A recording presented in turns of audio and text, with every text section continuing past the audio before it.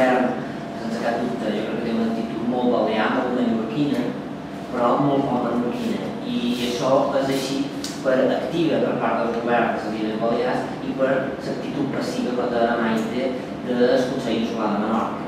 És evident que aquest mandat no serà el mandat dels Consells Insulars. De fet, els Consells Insulars no van sortir en el discurs d'investidura del senyor Pausat, un símptoma del que ha començat a aparèixer i a executar, i tampoc no serà el mandat de l'agricultura. No pot ser que un conseller vengui a Menorca a exposar problemes i no a exposar solucions.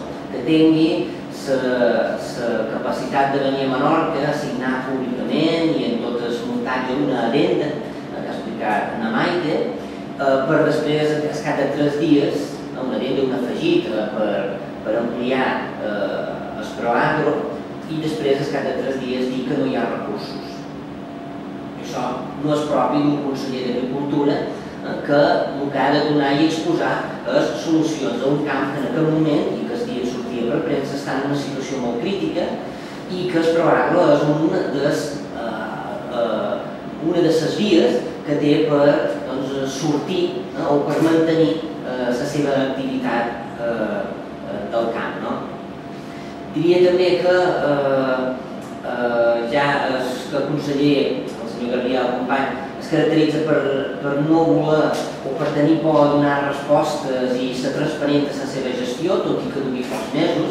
Ja ho va posar de manifest en una entrevista en una ràdio a Mallorca, quan deia que hi havia diputats que posaven massa de les preguntes parlamentàries, que és la nostra obligació de control dels governs, i que això li faria perdre els temps. Ho llegeix textualment de la notícia on sortia publicada. Això eren paraules del senyor Gabriel Company. Però ara entenc per què d'aquestes coses, no? Perquè supos que li molesta que, lògicament, els diputats fan la nostra feina i la nostra feina serà de control del govern, d'exigir transparència del govern i, en aquest cas, transparència en el cas que has posat, jo crec que de forma tan flagrant que has posat en Maite, que mantengui aquesta actitud d'exposar i ampliar convenis, però després digui que no hi ha recursos. Quan els recursos se'ls ha gastat, se'ls ha destinat a altres convocatòries que són especialment destinades a Mallorca o que no tenen una important repercussió a Menorca. Bé, per tot això, lògicament sí. Des de Menorca farem preguntes orals i escrites al conseller Gabriel Company per saber, amb pèls i senyals, tot el procés d'aquestes ampliacions de les convocatòries que has mandat a Maite i de per què i com resoldrà el tema del Proagro 2010 dels nostres agricultors. I ho farem amb el procediment que teníem regulat i que és la nostra obligació de fer. Ja n'han presentades, n'han registrades unes quantes i aquesta setmana registrarem la resta de les preguntes que us facilitarem una nota de premsa o simplement per correu electrònic per saber exactament quina explicació té. Que nosaltres hem de llegir des del govern, no des del Consell, però des de quina serà l'actitud, quina és la resposta, quina explicació té el que està passant. I jo també crec que és sorprenent que tot i que vos donéssiu la informació als mitjans de comunicació ningú hagi dit res. No és un tema tan poc significatiu, no és un tema tan poc important.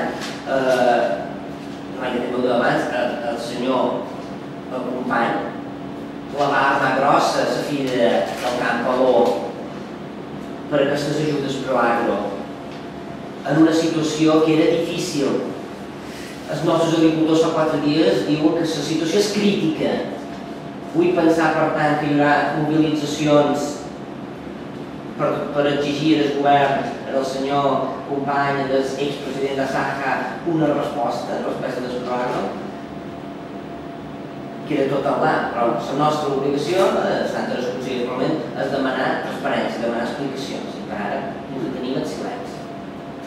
El que és curiós és que quan era president de Sajas conseller, si no es pagava el Proagro, treia els tractors. Ara és conseller i no paga el Proagro i se li reclama i opta per silenci més